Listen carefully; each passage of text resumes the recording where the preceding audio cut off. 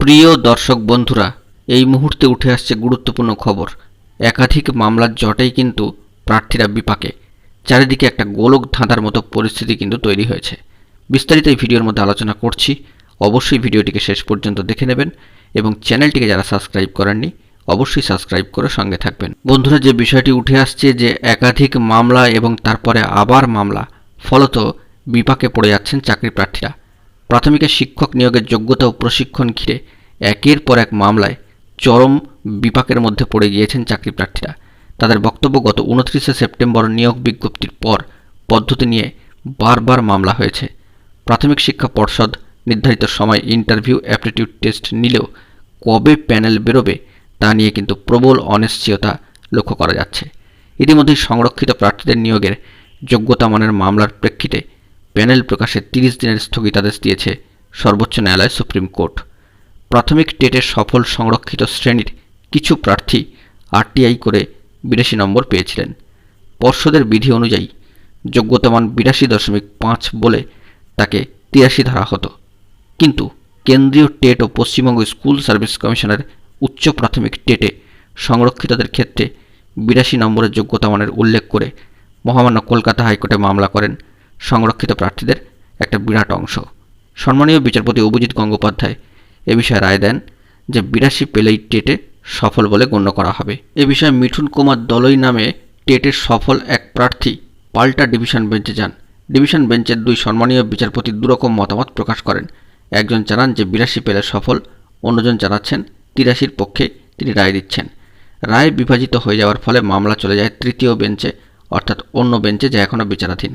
আবার 2020-22 শিক্ষাবর্ষের যারা ডিএলএড প্রশিক্ষণে ভর্তি হন তারা প্রাথমিক পর্ষদের সেপ্টেম্বরের বিজ্ঞপ্তি অনুযায়ী 11,765 পদে নিয়োগের আগে প্রশিক্ষণ শেষ করতে পারেননি।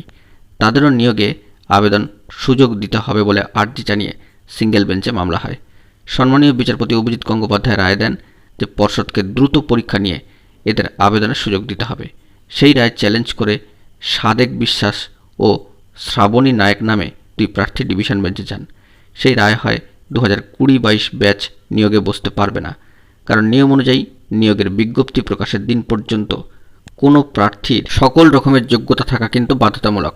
ডিভিশন বেঞ্চের রায়ের ভিত্তিতে পর্ষদ গত 13 এপ্রিল নোটিশে জানায় যে ওই ব্যাচের প্রার্থীরা এই ইন্টারভিউ প্রক্রিয়ায় সুযোগ পাচ্ছেন না। এই রায় আবার চ্যালেঞ্জ হয় সর্বোচ্চ ন্যায়ালয় সুপ্রিম কোর্টে।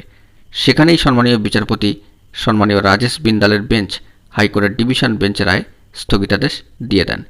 আবার প্রাথমিকে বিএড প্রশিক্ষণপ্রাপ্তদের নিয়োগের বিরোধিতা করে ডিএলএড প্রশিক্ষণপ্রাপ্তরা সুপ্রিম কোর্টে যান। সম্মানীয় বিচারপতি অনিরুদ্ধ বসুর ডিভিশন বেঞ্চ গত শুক্রবার রায় দিয়েছেন যে প্রাথমিকে শিক্ষক নিয়োগের ক্ষেত্রে শুধু ডিএলএডরাই যোগ্য। বিএড প্রশিক্ষণপ্রাপ্তরা 6ষ্ঠ থেকে দ্বাদশের উচ্চতর শ্রেণীতে শিক্ষকতা করতে পারবেন। পর্ষদ বলেছে এই নির্দেশে বিএড প্রশিক্ষণপ্রাপ্তদের প্যানেল থেকে বাদ দিতে হবে। 2017-র প্রাথমিক টেটের সফল আন্দোলনকারী ঐক্য মঞ্চের এক সদস্য জানাচ্ছেন, বিভিন্ন মামলার জন্য প্রাথমিকের এই 12,500 নিয়োগের জটিলতা বেড়েই চলেছে। 6 বছর ধরে অপেক্ষায় রয়েছি।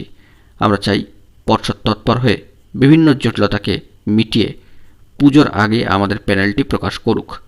আবার 2022 সালে 11ই ডিসেম্বরের টেটের সফলরা এখনই নিয়োগ বিজ্ঞপ্তির দাবিতে গত শুক্রবার শিয়ালদহ থেকে ধর্মতলা পর্যন্ত মিছিল ও শেষে সম্মানীয় পর্ষদ সভাপতি গৌতম পাল মহাশয়ের কাছে ডেপুটেশন দিয়েছেন।